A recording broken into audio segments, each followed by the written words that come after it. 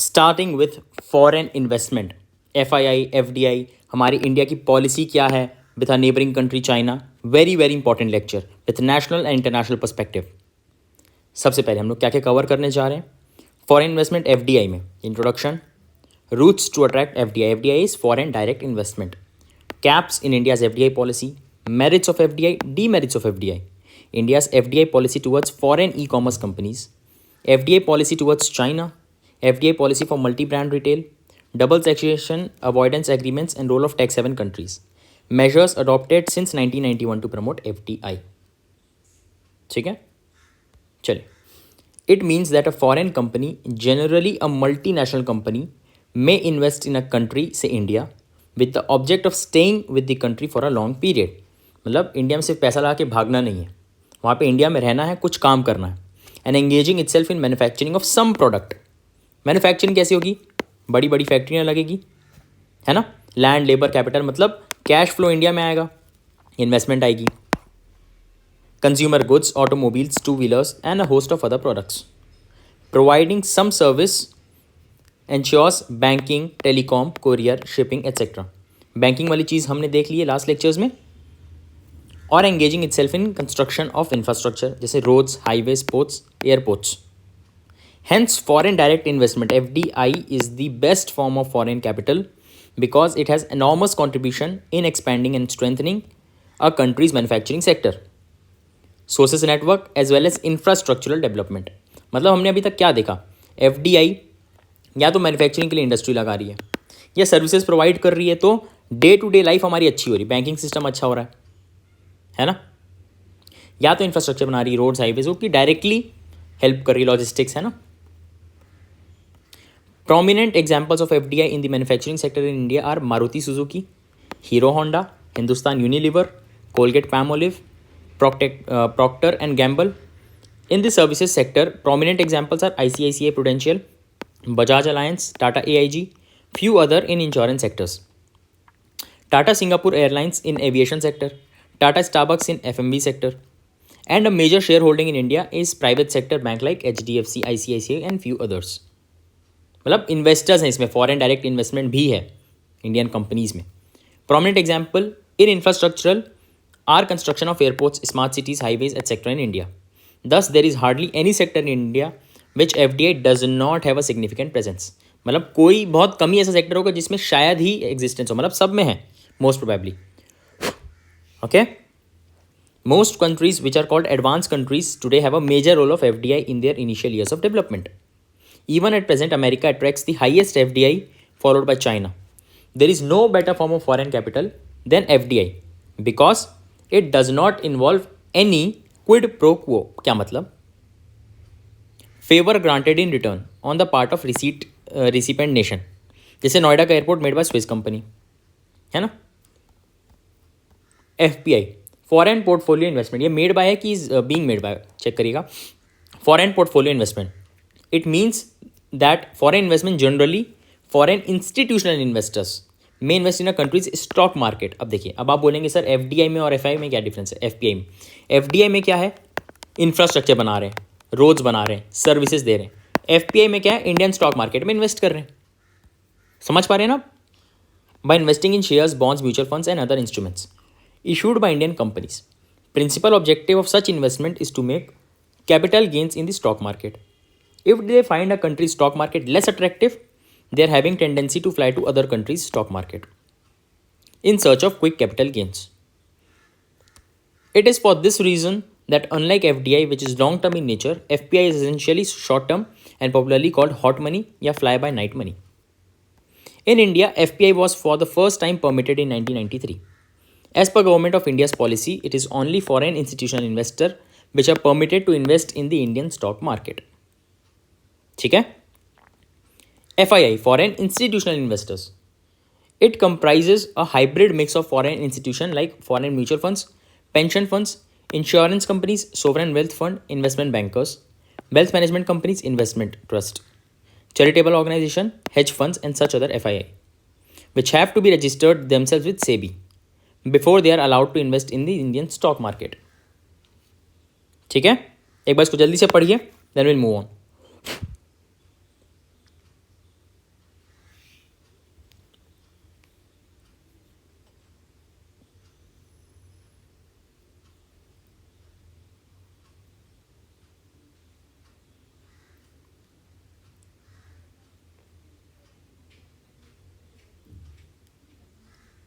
चलिए, in the last few years, foreign individual investors have also been permitted to invest subject to their satisfying KYC norms of both SEBI and RBI.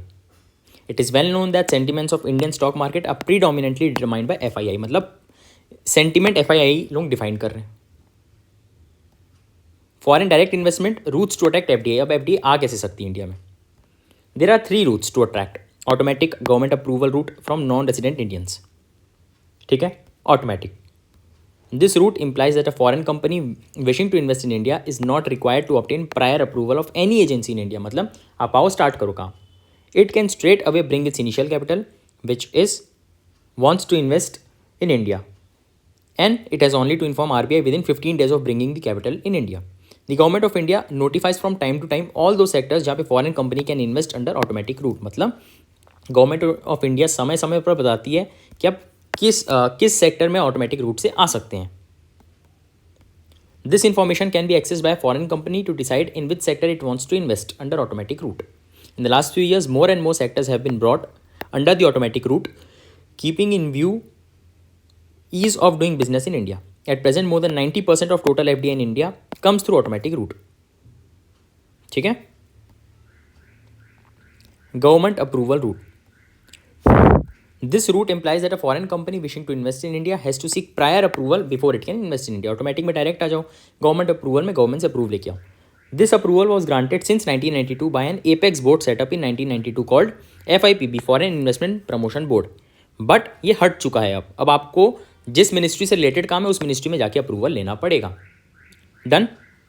चलिए, to attract from non resident Indians. ठीक है, the government of India provides from time to time various incentives as well as tax relief to NRI to attract investment from NRIs. The government of India also organises Pravasi Bharatiya Divas to showcase India is development and attracting NRI investment. India is developing and attracting NRI investment.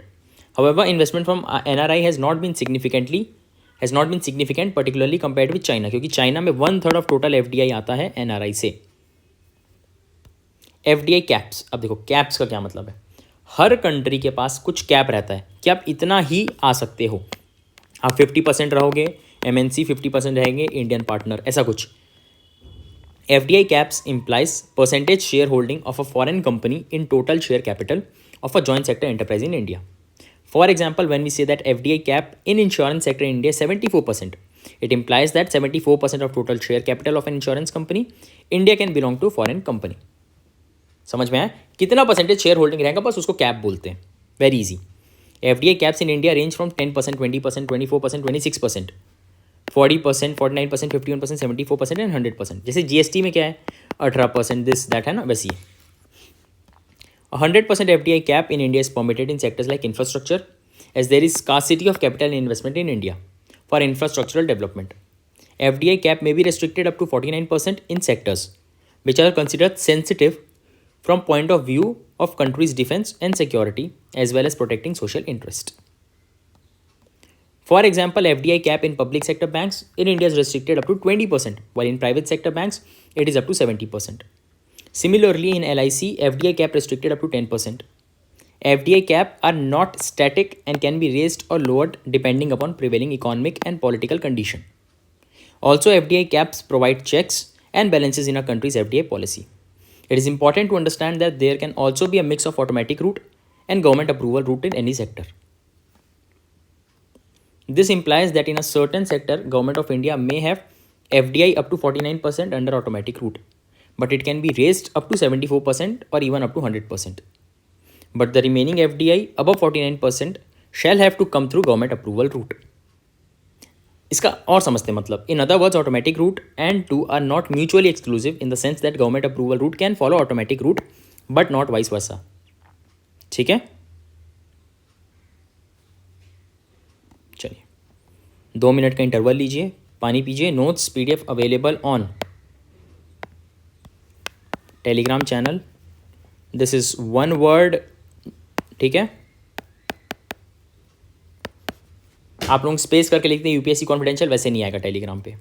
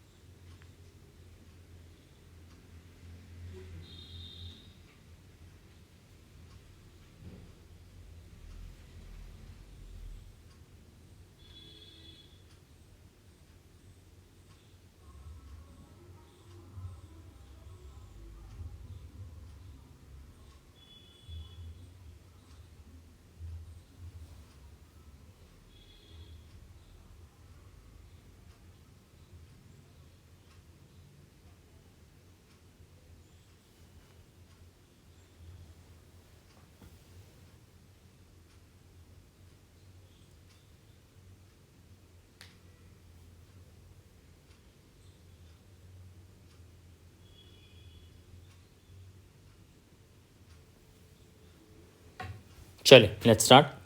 सबसे पहले did you mark your attendance? First comment में आपको लिखना है present sir.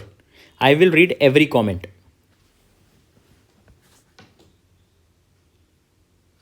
चलिए, India's FDI policy towards foreign e-commerce companies. FDI is permitted up to 100% under automatic route for foreign e-commerce. ये चीज़ हमने discuss कर ली है। These companies are to be called marketplaces and not retailers because goods are sold through them and not from them. मतलब वो सिर्फ एक जरिया है बेचने का, इसीलिए उनको मार्केट प्लेस बोलते हैं, नॉट रिटेलर्स, क्योंकि वो खुद नहीं बेच रहे हैं, है ना। They only act as facilitators between buyers and sellers by providing a common platform. तो प्लेटफॉर्म है वो, है ना। कोई स्टेज ऑर्गेनाइज कर रहा है सपोज पार्टी के लिए, तो वो आर्टिस्ट नहीं हुआ ना, आर्टिस्ट जो परफॉर्म कर रहे हैं वो लोग होंगे। वैसे ही they are not allowed to offer discounts on their own but only on behalf of the companies which sell goods on the platform. Very basic thing, जो सामान बेच रहे हैं वो बताएगा कितना डिस्काउंट देना है, कंपनीज नहीं। They can not adopt predatory pricing practices to attract customers, मतलब बहुत ही कम प्राइस में दे दिए, है ना। They cannot acquire directly or indirectly equity stake in any of the companies which sell goods on their platform. They cannot exercise ownership and control over the goods which are sold through their platform.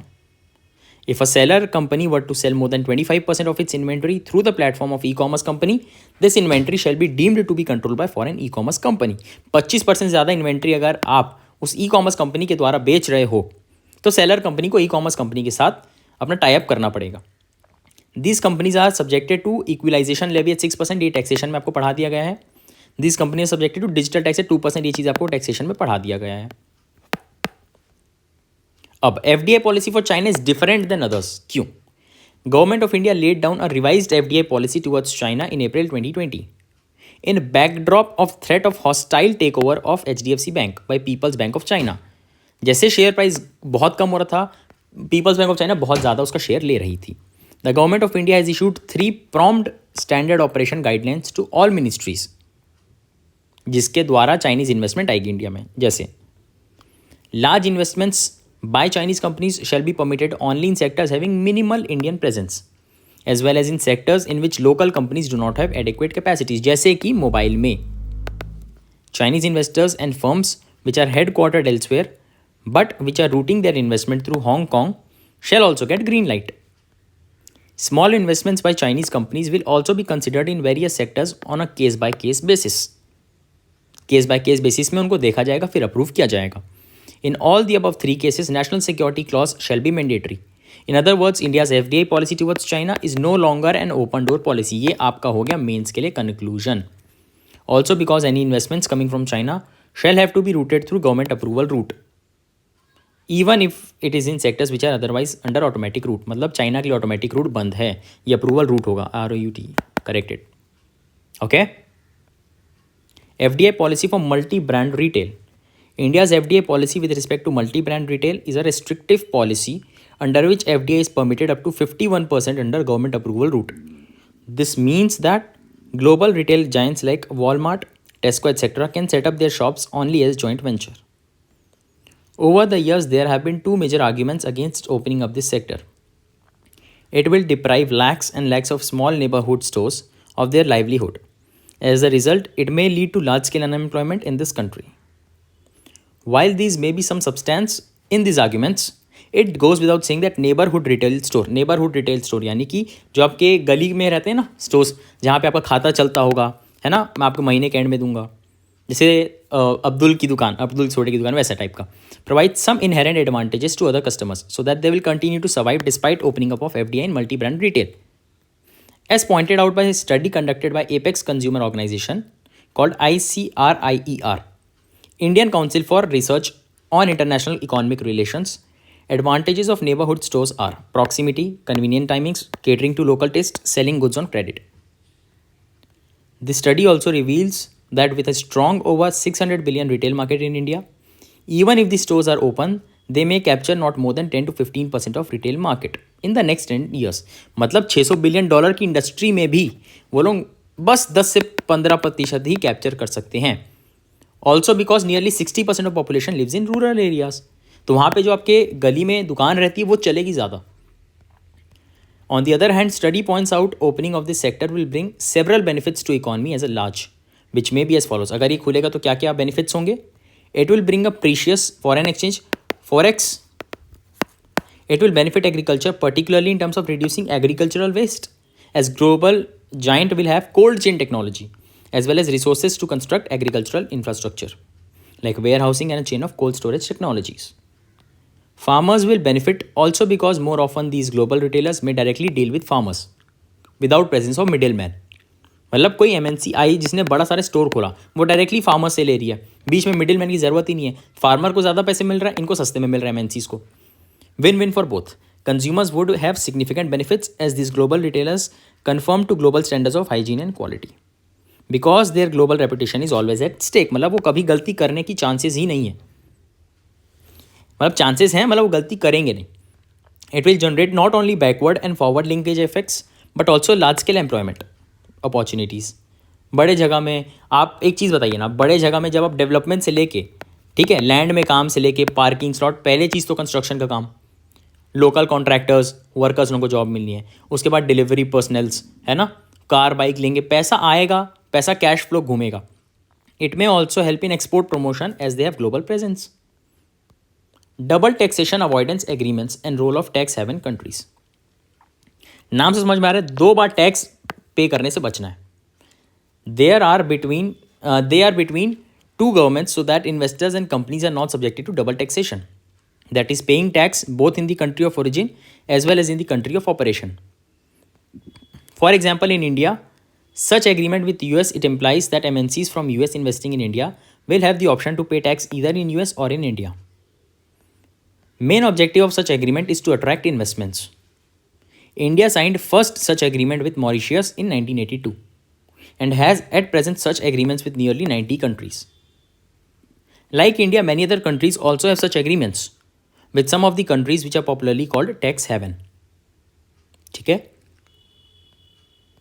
Tax haven का scene देखते हैं.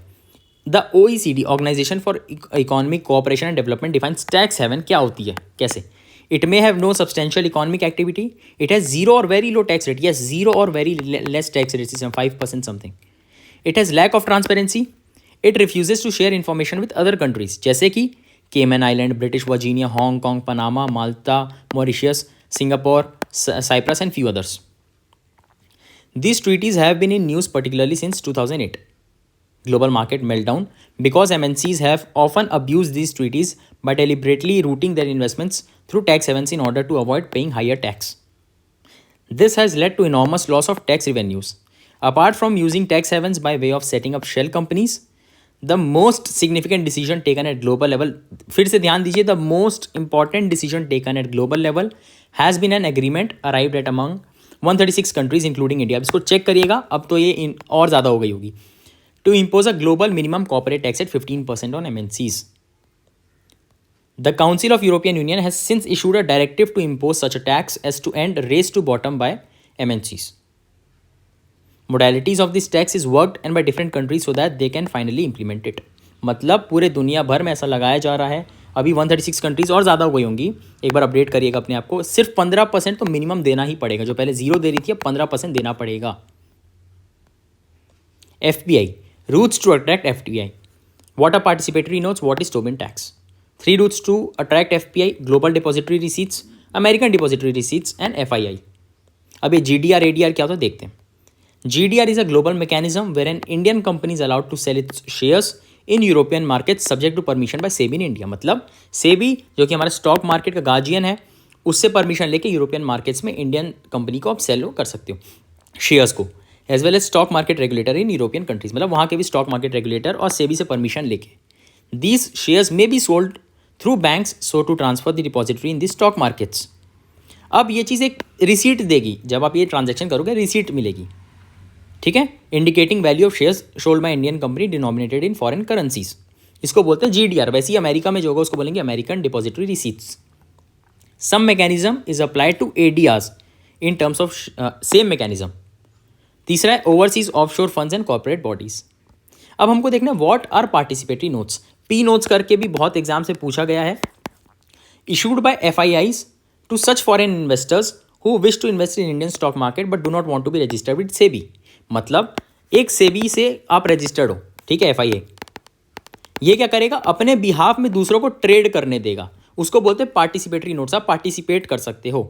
However physical possession of shares continues to be with FII, जिसके पास वो registered है उसी के पास फिजिकल पोजेशन रहेगा, बट आप एक P नोट इशू करके दूसरे पे इन्वेस्ट कर सकते हैं। Around 98% of candidates fail prelims. आप भी नेक्स्ट अटेम्प्ट में अपना फेल कर सकते हो, मैं नहीं बोल रहा हूँ, स्टैटिस्टिक्स बोल रही है। ये एक वीडियो हमारी तरफ से एक इनिशिएटिव है, आप इसको देखिए, वेरी वेरी वेरी इंपॉर्टेंट है ये। Link in description. ये मेंस की आंसर शीट, मेंस की रिपोर्ट कार्ड, मेंस का admit card, link in the description.